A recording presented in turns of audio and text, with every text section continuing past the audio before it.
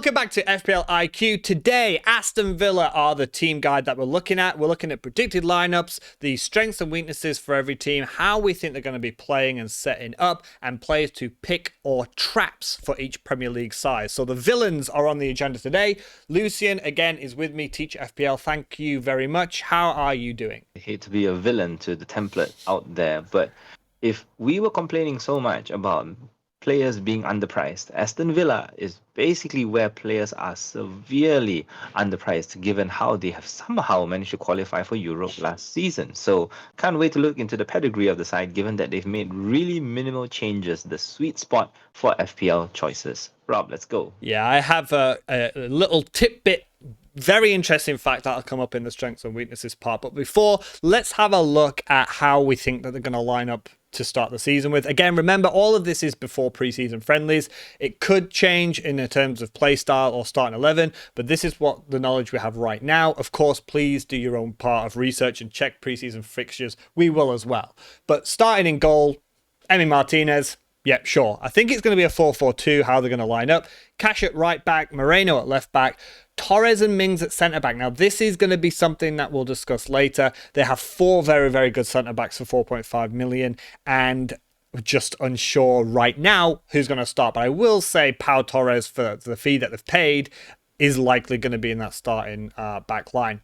McGinn and Ramsey in midfield, but I do think Ramsey's just broken a metatarsal, I think, in the under-21s match for England. So that might be a star on his name right now. And in the middle, Louise, and I've got Kamara or Newman Yuri Tielemans going in there after he's signed from Leicester City. Up front, Watkins, and last season's Game Week 1 bandwagon, Leon Bailey. So starting lineup, the 11 here. What do you think about them? The 4-4-2 that you've quoted here really was what they look like in attack. But really, they still start as a 4-2-3-1. And it all comes down to their build-up. Because Douglas Luiz is starting to become that gem that transitions from a number 6 role into the number 8. Of course, this came about with the emergence of Kamara as well as the departure of Marvelous Nakamba to a different squad. But really, it's a blessing in disguise for Villa that everything came together, because the 4-4-2 only resembles a conventional side from the 1990s, but really Emery likes to label it a 4-box-2. This particular box is so fluid that their attacking midfielders, Buendia and Ramsey, or whoever that starts on the right flank, it could be Coutinho or whoever, it can morph into a diamond, and that basically pushes Bailey into the striker spot. So the thing about Leon Bailey is that we now perceive him as a striker, although he eventually became a trap at the very end. But at least this enables Watkins' favorite runs down the left side, and that's why Villa look like a 4-4-2. This season, however, they could maintain the 4-2-3-1 as Emery was a lot more rigid towards the tail end of last season. So it remains to be seen, but either way, Villa do have a very set and forget strategy in order to beat teams with the same 11 players. Yeah, you're right about Douglas Luiz. He was 4.5 last year, right? And he's 5.5 this season, but in terms of 5.5 million and below, he's the best points finisher from last season. And if you up that to 6 million, he's third. So of all the midfielders this season worth 6 million and less, there's a lot of value in there. And the more defensive minded midfielder of Douglas Luiz is the third best from last season. So I think there is some good players in here. In terms of the strengths and weaknesses then, this stat blew my mind. Since Emery joined in game week 15, which was Unai Emery's first game in charge when they beat Manchester United, they'd be third. If the season started from when Emery joined, they'd be third, which just shows what an incredible job he has done for this Aston Villa side. And in terms of strengths, I talked earlier about looking at the centre-backs, and because when we talk about our top picks, the defence is on my mind for this side. They are fourth best for clean sheets, fourth best for shots on target conceded. They've added Pau Torres, who has a very, very good reputation. That's a really good defensive signing for Aston Villa. And in attack, Watkins was on fire, particularly towards the mid to towards the end of last season when people were selling him and he was still scoring for fun. He killed my rank at times last season. And they're 8th for goals. So in terms of the strengths, great manager who's got a methodology that's working really well since he's come in. Obviously, they reciprocate with him. Things are going really well there. All over the pitch, I think they're just a very, very, very solid side all round. What do you think about the strengths of Aston Villa? The key to them being that unstoppable really is the fluidity of their dual pivot. Last season, Kamara and Douglas Luiz weren't perfect, but at least they had specialized roles where Kamara would hang back, receive the ball from the centre backs, and Douglas Luiz would be the one dictating play. He can overload the left, he can overload the right, and really the sole purpose of them purchasing Tielemans is to replicate that exact role. The biggest question mark for me would be John McGinn, because McGinn was one of the biggest factors that enabled Douglas Luiz pushing forward so much. And this, of course, cascades in its effects into the front four, because really right now, basically nobody has talked about Emiliano Buendia as the number 10, because he has been operating really solidly, especially if you watch Villa. And of course, this is overshadowed by Watkins' output and the severe competition last season in the 6 million bracket. I do still strongly feel that Villa's attacking midfielders, whoever plays there, I mean Tielemans could play there himself, really will dictate the pace and the tempo that Villa play. Because at times, Villa's wins are very quiet. They win and then they just shut up shop. And at times, they actually go out and they try and attack, and they were just relentless. Sometimes it works, sometimes it doesn't. Case in point, the 4-2 loss to Arsenal. So really at this stage, Emery's mentality is actually ironically trying to be not rigid at all, to be as fluid as possible, to adapt to game state and how things are after halftime, mentality of players, just so that he can create the ideal result for the final half hour, because that is the perfect time for him to lose control, sit back and defend for a result. In terms of weakness, for an FPL point of view, I just put their attacking numbers could be a little bit better. They are bottom 10, the bottom half of the table in terms of attempts. They're 5th worst for attempts inside the box.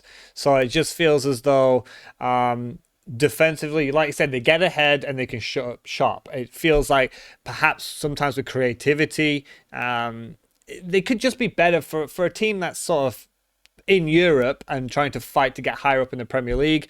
Just in terms of attack, I think the price and the value could be a little bit better. I think there's Watkins for 8 million, which is a little bit expensive, but I think outside of him, in terms of an attacking Aston Villa player, there's not many that I would be looking to bring into my side. Is there any weaknesses that you found with Aston Villa? The thing about with Aston Villa's weaknesses is that they have to grow into the game rather than start hot. 4-2-2-2 is technically a narrow formation, even though we call it 4-4-2. None of their wingers actually bomb down the wing. If Jacob Ramsey plays on the left and Buendia plays on the right, they will not go down the wing at all. Width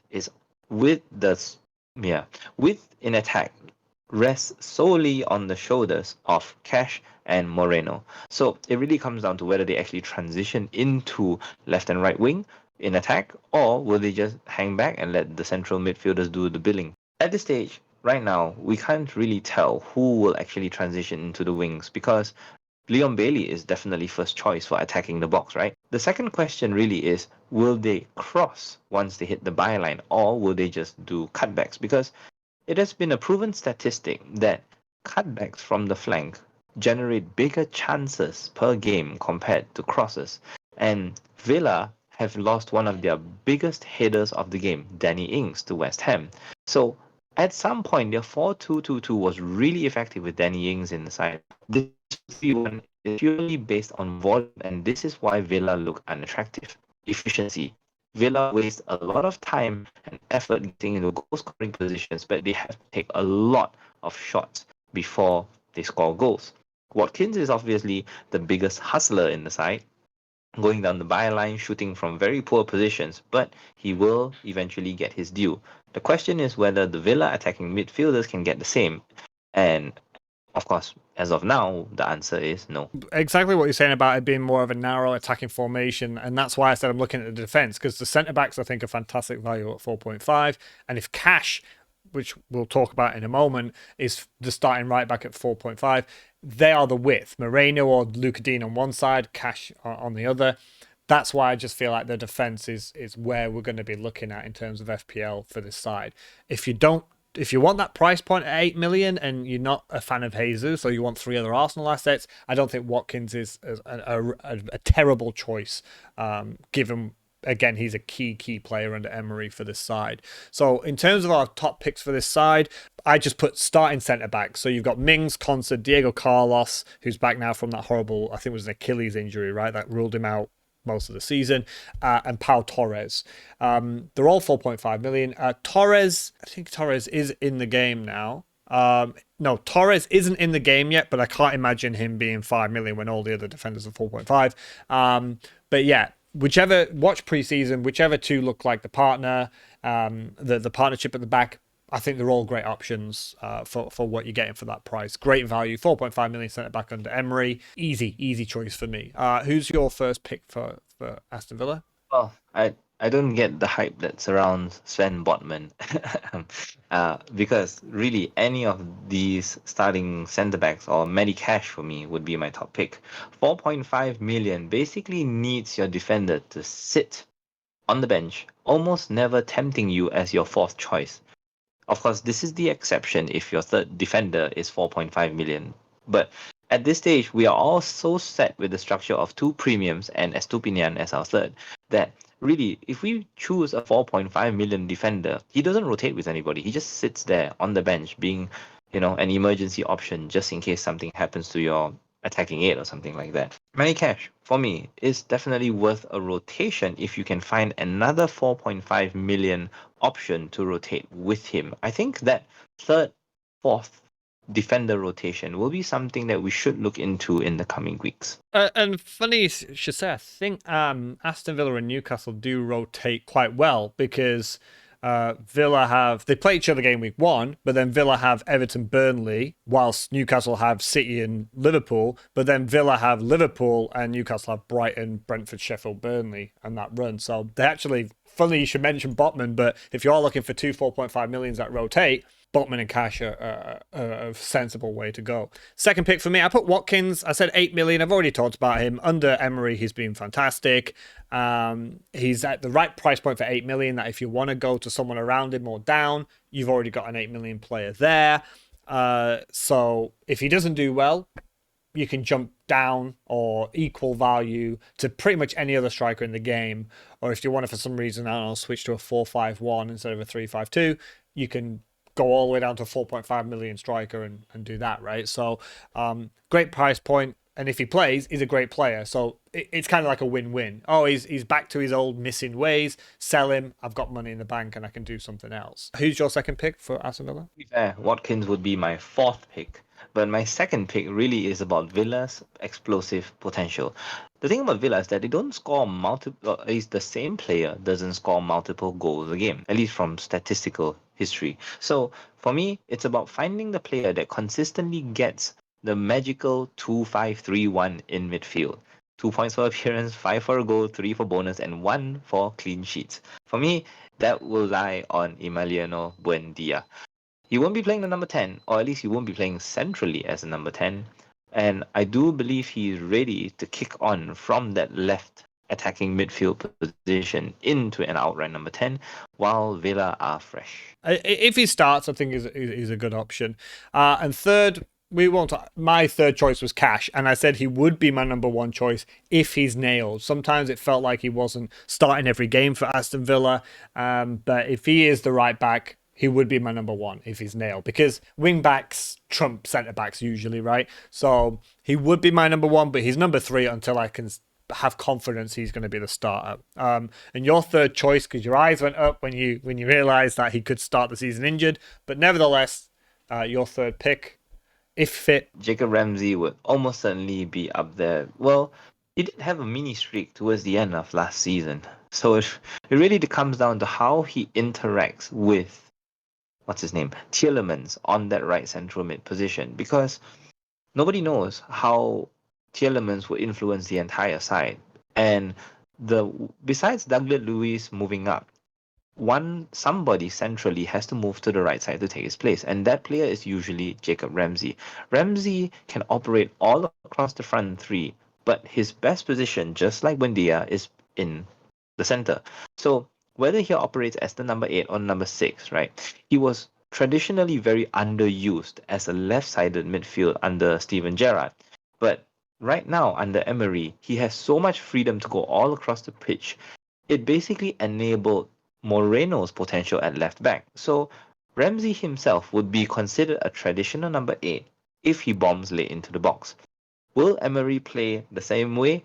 I would say yes if the starting 11 is all fit. But given his injury, well, yeah, I guess that's Scapa now. And I would say anyone that fills his role as the guy that shows up late at the edge of the box for a long shot will definitely do the exact same thing. Third on my list. Okay, so let's have a look at players to avoid or potential traps. One point I just made here was Coutinho.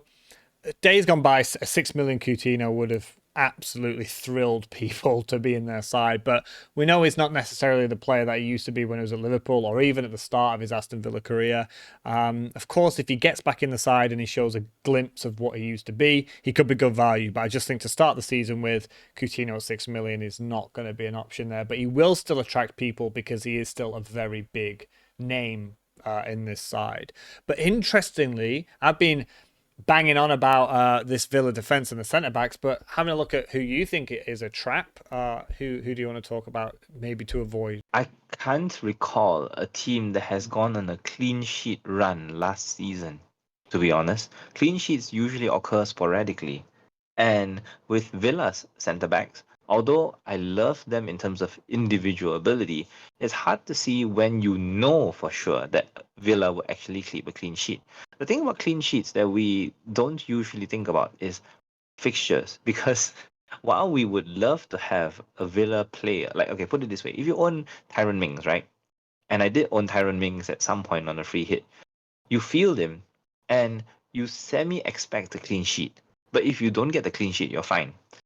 Then you flip the reverse argument and you think, let's say, Tyron Mings is away to Brighton, something that's borderline a clean sheet, maybe slightly below 50%.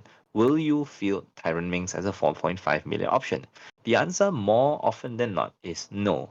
So that's the thing about Villa. When they have good fixtures, they don't tend to keep clean sheets. And when they do have bad fixtures, they do tend to keep clean sheets, or in some cases like Mings, he would score.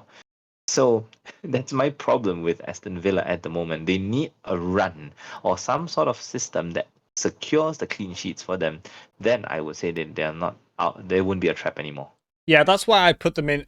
I would put them in the 4.5 million rotation option because they don't really have a run of 3+ games where you'll be confident. It's like difficult game, easy, easy, difficult, easy, difficult, difficult, easy, difficult, difficult, easy, easy. There's no nice, lovely green run. So for me, if you get an Aston Villa in and you get a really good 4.5 million rotation option, they are the perfect partner for that. In terms of then rating them out of 10, I've given them a 7 out of 10.